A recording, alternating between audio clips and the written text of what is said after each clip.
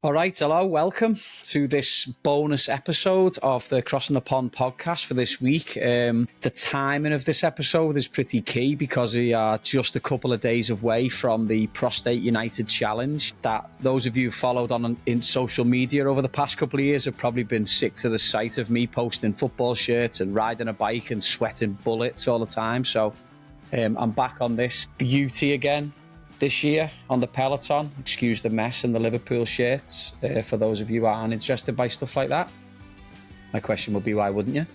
I'm going to be on that every day, doing 25k a day for the whole month of October, raising a little bit of money and raising a lot of awareness for prostate cancer and much needed funds. We did a fantastic job last year that everybody taking part got that money over £1 million, which is fantastic. But obviously we want to keep pushing and we want to keep going. Don't want to be rattling everybody and turning everyone's pockets inside out myself this year. So want to get the Crossing the Pond team off the ground again. Last year was great. We had 9 or 10 guys and girls involved and it was brilliant. We raised a lot of money, actually finished 13th in the league, beat Chelsea, Leicester, a couple of other teams as well. So any fans of those clubs, you're probably better off just joining us anyway, because we'll probably make a little bit more money. If you're interested in joining the fundraising and working out for any team that you want, you can sign up with the link for Prostate United. I'll put that in our bio. And if you'd like to join the Crossing the Pond team, which I think is brilliant and harnesses community and relationships and everything that we talk about on the podcast, then I will put a link in as well. So once you've signed up for Prostate United, you can then sign up for the CTP team and we can keep track and have a bit of a laugh in the group chat that we put together.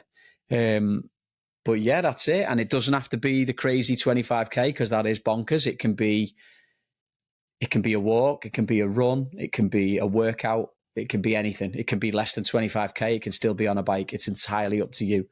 So the point is that we're in it together, we're raising money together, and we're spreading the word and getting awareness out there to save that, to get those much needed funds for that life-saving research. And anyone who's been affected by this will know exactly what I'm talking about and just how important it is. So any support, anything would be great. This episode is a little bonus episode. It comes from my conversation with Burbeary and Stephen Gilpin from last year. They are the founder members of the Prostate United Challenge over in the UK. And they talk about what it means to them and how influential it's been and how much it's grown over the past years since it started 7 or 8 years ago. So please stick around for the episode. But if you haven't got time for that, sign yourself up and get on the CTP team. Nice one. Thanks very much. All the best. And I'll speak to you soon. Take it easy. Enjoy the episode as well. Don't just switch off. Just enjoy the episode as well, because that's important. What prompted you to get involved and start the Prostate United Challenge? So it all came about. So my granddad died from prostate cancer in 2010. So long time ago. So the first thing was he was a big part of my life, inspiration, all that side of it. We established that Rotherham was a really healthy and progressive exercise culture staff, where we would take our morning meetings out on the road, we'd go out running, we would work really closely with the coaching staff and pull everyone in morning runs, we'd go out in the afternoons, we'd be in the gym. And what it did was, firstly, exercise gives you all the mental health benefits and physical benefits as an employee, which, are fantastic. But it brought us really close together. A year of working there, we were doing that and forming relationships and friendships off the back of it. So I thought, right, I've kind of got this platform to kind of do something pretty exciting, pretty cool physically, alongside trying to raise money for a charity and a person that means an awful lot to me. I thought, who better than to do it with than Ross, who kind of did an awful lot of that sort of physical side of things together anyway. And thought, right, let's make something that's pretty difficult, pretty hard, and do something across a month that will catch people's attention and hopefully raise a few quid. And it was only ever supposed to be, I think, a one-off thing, 1 year only. I was going to do the London Marathon in the summer after, and that was probably going to be it, just to kind of feel like I'd done my bit for my granddad and kind of almost scratch that itch. I knew I needed to do something. And I remember me and Ross were having a run on the treadmill one day, and I said to him, mate, I just need to float something by you. How about we do 10k a day every day in a month? And he went, let me think about it. And about 20 seconds later, he came back and went, I'm in. He went, how does it look? What do we do? And we went, I have no idea, mate. Let's figure it out. Let's grab a coffee. Let's help. So prostate cancer, the unfortunate stat, which we kind of grabbed a hold of, is that somebody dies every 45 minutes. So 1 in 8 men develop prostate cancer. It's the biggest killer of a disease in the UK. So we thought, okay, 45 minutes, okay, 10 kilometers. We'd go out for a run and we'd do a 10K in 41, 42 minutes, just having a nice chat and whatever. So we thought, okay, how about we try and do it every day for a month, but we've got to do it sub 45 minutes. So that sounds pretty challenging because obviously with all the fatigue element. So when should we do it? Let's do it in November, 30 days, 300 kilometers. It's wet, it's cold. Maybe when we go out and, play games at different places. We were in the championship that year, I think that first year. And we go to all the different grounds and we'd speak to other staff and everyone's like, oh, guys, fair play to you. But it was great because you'd be on the sidelines pre-game and they'd be like, how you feeling? How your legs feeling? And you could tell that it was getting a bit of interest from like-minded people at different clubs. So that kind of is where it all came from, really. And we did it. Could you explain the challenge as it looks now to anybody who's listening who maybe doesn't know? Because people listen and go, okay, 10K a day. It's a bit heavy duty, but is there other tiers to how you've done it now as it's progressed? Ross, do you want to do that one? Yeah, so it started off like Gilps said there, 10K a day, sub 45 minutes to kind of pay testament to the one man dies every 45 minutes, unfortunately, in the UK. And we did exactly the same again in year 2. But then in year 3, Nathan Winder and the guys over at Sheffield United reached out and went, look, my knees are shot. I've had my time playing football. I can't run 10K. What can I do? So then we said, right, well, what can you do on the bike in 45 minutes if you can kind of keep to that? I could probably do 25K on the bike. So that's where that was born. So you could run or bike. And then when we got to year 4, we were getting some real traction from the guys at Prostate Cancer UK to go, we see this opening up to the masses, but we don't want to make it into an elite kind of test or an elite challenge for everyone, because what can people do to help out to create that awareness? So then we create the tiers, and the tiers where you could either run 10K, cycle 25, or you could run 5K, cycle 15, or run 3K or cycle 10K. And then that's when the 3 different kind of t-shirts came out, tier 1, tier 2, tier 3.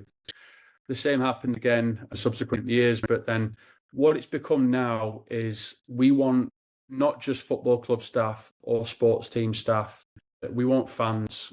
We want people who are associated with clubs, whether it's backroom teams, kitchen staff, admin staff. We basically want to create as much awareness as we probably can now for Prostate United, whereby you can put on that shirt and feel part of the Prostate United family. And we're happy for you to do whatever challenge you feel is appropriate for yourself, because we understand that everyone's challenge is different, not just making sure that you can run 10K a day.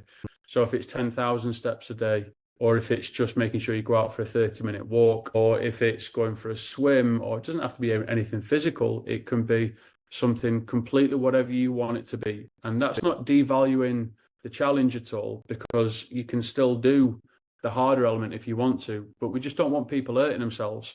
And we also want making sure that people can be part of that Prostate United family.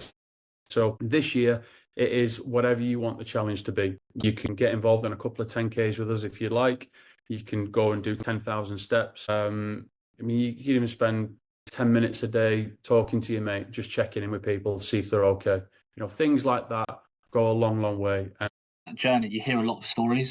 And with an illness which affects so many people, what you realise is that most people have got some sort of connection to this, whether it be through family members, friends, loved ones, connection, friends of friends. So it becomes everybody's story, it becomes everybody's challenge. And I think that's why we wanted to tier it and really open it up to the masses, because I think there's a lot of people that probably over the years have gone, maybe not had the idea or maybe the opportunity to do something that kind of they're connected with. But now I think they've gone, there's a platform, it's connected to the football community and the football family, which gives us the platform and the environment to really leverage this. But it allows everybody to go, well, I'm affected by this. Maybe I can go out and do, like Ross said, a 1K walk every day. And that's my way of contributing to something that, I'm personally affected by. And you hear all the stories. And I think that's been the success of it. It is a challenge for everybody. And it's a challenge for everyone that, has an association with this illness. And I think hence why it's kind of gone bigger and bigger. And the more people that hear about it, the more people that go, you know what, I'll get involved in that because of this story, this reason. And it's been brilliant to hear those stories. As sad as they are, it's brought us all really close together on that journey. You hear a lot of stories, and with an illness which affects so many people, what you realise is that most people have got some sort of connection to this, whether it be through family members, friends, loved ones, connection, friends of friends. It becomes everybody's story, it becomes everybody's challenge. And I think that's why we wanted to tier it and really open it up to the masses, because I think there's a lot of people that probably over the years have gone, maybe not had the idea or the opportunity to do something that kind of they're connected with. But now I think they've gone, there's a platform, it's connected to the football community and the football family, which gives us the platform and the environment to really leverage this. I want everybody to go, well, I'm affected by this. Maybe I can go out and do, like Ross said, a 1K walk every day. And that's my way of contributing to something that, you know, I'm personally affected by. And you hear all the stories. And I think that's been the success of it, is that it is a challenge for everybody. And it's a challenge for everyone that, you know, has an association with this illness. And I think hence why it's kind of gone bigger and bigger. And the more people that hear about it, the more people that go, you know what, I'll get involved in that because of this story, this reason. And it's been brilliant to hear those stories. As sad as they are, it's brought us all really close together. Football fans everywhere, join Prostate United and help save men's lives. Here's how. Step 1, head over to Prostate United, sign up for free and choose the club that you're going to represent. Step 2, you can walk, run or cycle every day for the whole month of October. Step 3 is raising funds for Prostate Cancer UK and getting your club to the top of the league. Help relegate prostate cancer for good. Sign up now. The links are in the bio. Take it easy and best of luck. Thanks for listening to today's episode. If you or someone you know has a story to share, we'd love to hear from you. Reach out to us via our socials or visit www.crossingthepondpodcast.com to get in touch. Please be sure to subscribe, like or leave a comment if you can. Thanks so much for listening and we'll see you next time. Across Pond Podcasting.